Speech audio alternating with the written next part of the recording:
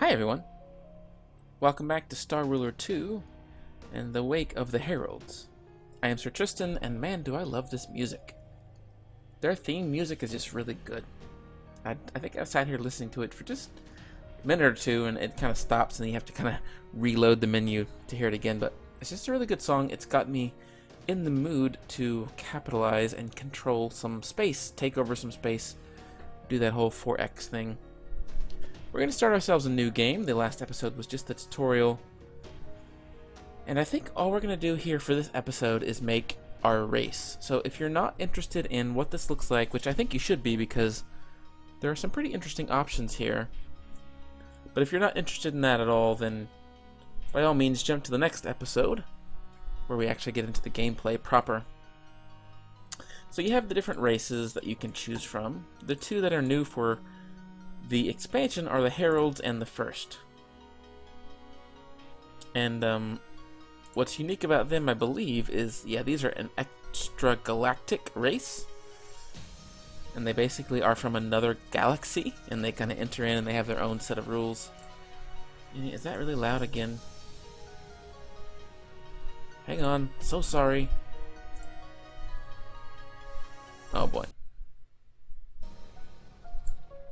Okay, there. It's about to end. So yeah, that's the Heralds, and then the First are ancient. They can't build buildings. They have no civilian economy. Super interesting. I'm gonna look into these and see how they play.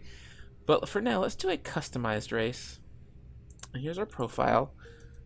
We'll call ourselves the First because, well, let's do it. The First. Because we're gonna go ahead and pick their portrait. They look really cool. And that's the icon that I chose, or the picture that I chose for the thumbnail for this video series. We have our ship set to choose from, just like in Stellaris. I'm not sure which one of these are new. I think there were only 3 before, so maybe 2 new. We'll pick that one. And then our weapon skin will do blue. And then we're going to pick the personality. So this is similar to the trait system, but you don't really have to pick these. You have 1 point available, but I found that these are a bit less important at times. So we have 1 point available, so we can take 1 red. Planets require 1 fewer, which is pretty good. 1 fewer tier 1 resource. Votes started by your empire begin with +3 support. That's actually pretty strong now that I think about it. Maybe these are pretty good. Whenever you construct a flagship of larger size than your previous largest flagship, you gain a permanent bonus influence stake and defensive generation dependent on how larger the ship is. So the bigger your ships get, the more prideful you become. Engine thrust and hyperspeed increase by 30. Okay, so maybe these are actually pretty big. I don't remember them being as interesting, but can take an additional attitude for free at the start of the game. Any attitude taken immediately starts. I don't know what attitudes are. They are brand new. So let's take that. I'm interested in what attitudes do. And then do we want to take a negative to pick up something else? Max population reduction. I don't think that's any good.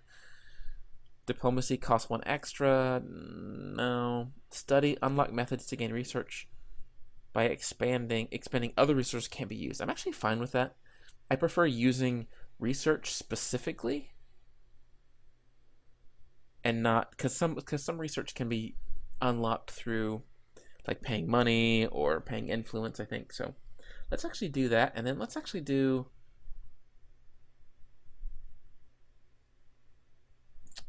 votes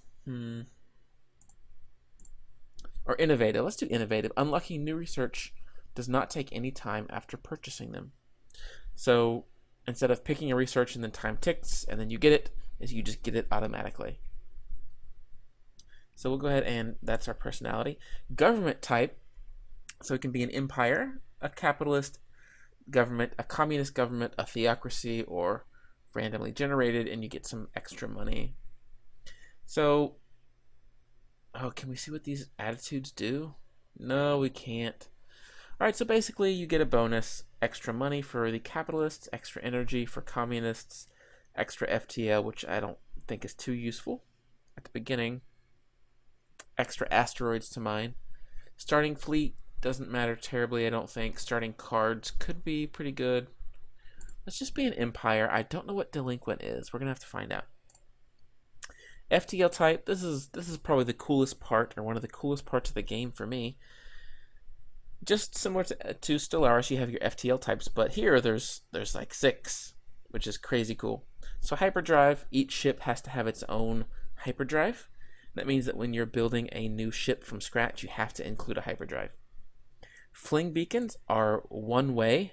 So you build a fling beacon, they don't cost much FTL, but you can throw fleets one direction only, you can't send them back. Gates are like wormholes in Stellaris, where you can just, jump between them freely. Slipstream is similar to wormholes, but they can be built anywhere, and they're temporary. So you have a specific ship in your fleet that opens a slipstream. Ships can pass through that for a time, and then they close. And then jump drive, I believe, is new for the expansion. Ships are equipped with jump drives that let them cheaply jump to positions within their safe jump range.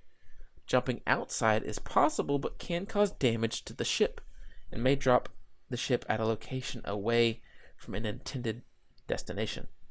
So I would bet that the jump drives are probably cheaper than the hyperdrive, because they do similar things, but you have this side effect of it not being reliable. And then sublight, which means you can't get anything. I think we're just going to let's do gates. Let's do gates. And then you have your foundation, which use points similar to the personality. So maybe I don't take innovative. Maybe I come down to foundation. We have examined our surroundings for decades. Nearby systems are pre-scouted. Your home starts with 6 random artifacts. Artifacts in your home system cost less. Or a moon base. Your homeworld starts with a moon base already constructed. I don't know what that does. Let's try it. Moon base it is. And then life. So again, like FTL is so different, it changes how you move around. This almost changes completely how you play. Terrestrial, very regular. Verdant ships have to have things called sinew built on them when you make them instead of a bridge. So it's kind of like there's no people on the ship, right? It's just like this organic thing. And then you can't build cities, and you build stocks instead. So it's like your whole race is this gigantic organism. It's like the Zerg, basically. Linked, you're basically robots. Mainframe orbitals in space, which is like a space station, have to be constructed in order for your fleets to maintain usefulness.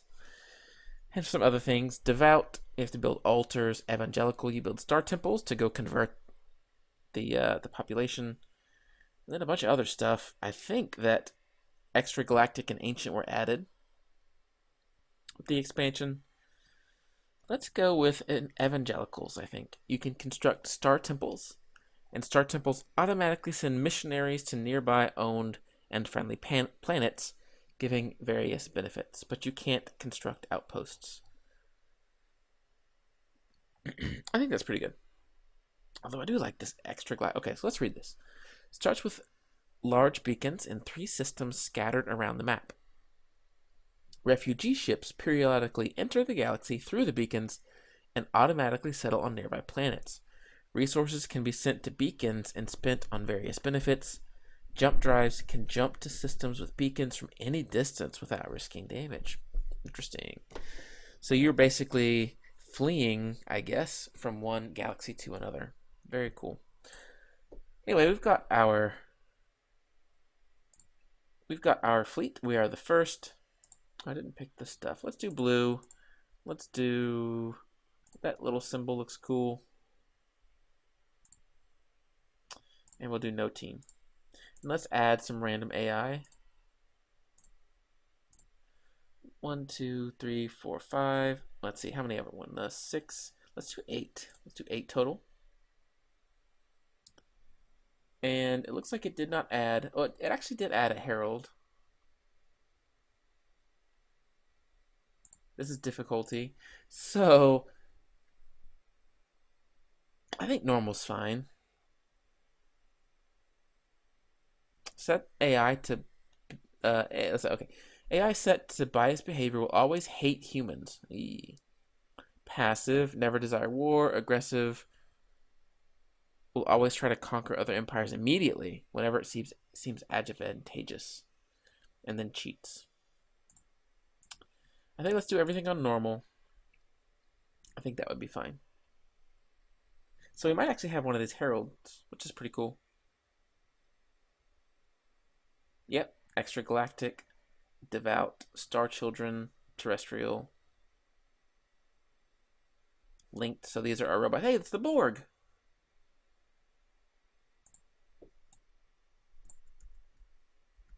I have to do it. We got the Borg. Okay, so now we can customize our galaxy, and this will be the last thing that we do. So I think what I want to do is I want to segregate off the play space a little bit. So let's do a spiral galaxy, and we're going to do 2 spiral galaxies, and each one will have 400. That's 800 stars, and that will roughly probably put about 4 races in one and 4 in the other. And then spacing is, that's fine. I think that's spacing in between stars. So we'll have 2. Oh, cool. Okay, so you could say you could have one where everybody spawns, and then another that's like, hey, nobody can spawn here. So it's like the Wild West, like the frontier, you know. Cool. I think that this is going to be our setup. We are the first. We're going to evangelize, whatever the word is. Let's hit start. Oh, okay. Well, let's not. Okay, we don't want to break things late game. So let's do 200 per. Let's do 300 per. I got a pretty decent system.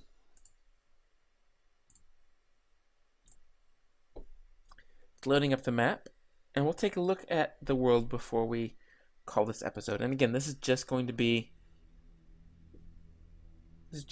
building our race, which we've done.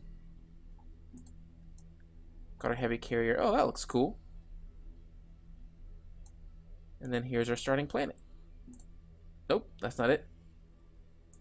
There it is. Emo. Great. Emo 1. Okay. All right. I'm down for an emo planet.